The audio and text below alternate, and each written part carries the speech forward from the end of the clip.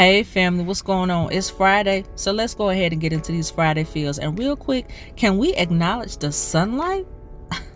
I'm loving it. Anyway, so Juneteenth was yesterday, but the meaning behind it is an everyday mindset. Because Juneteenth marks the first time many enslaved black people, specifically in Galveston, Texas, were told they were free. 2.5 years after the Emancipation Proclamation, somebody finally said, "You are no longer owned, you are no longer bound." But here's the deeper power.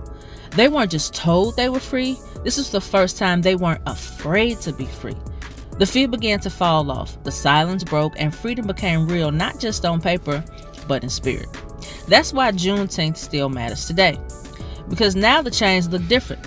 They show up in negative mindsets and microaggressions and systematic barriers, and the doubt that creeps in, and fear disguised as logic, and in silence when you should be speaking. So today ask yourself, what am I still a slave to? A toxic thought? A limiting belief? Somebody else's version of who I'm supposed to be? Hey look, let all that go. Because every step you take in courage, every goal you set in motion, every time you choose faith over fear, you are living Juneteenth. You're not just celebrating history, you're becoming it. You honor our ancestors not just by remembering their freedom, but by walking boldly in your own. Galatians 5:1 says, "It is for freedom that Christ has set us free. Stand firm then, and do not let yourselves be burdened again by a yoke of slavery."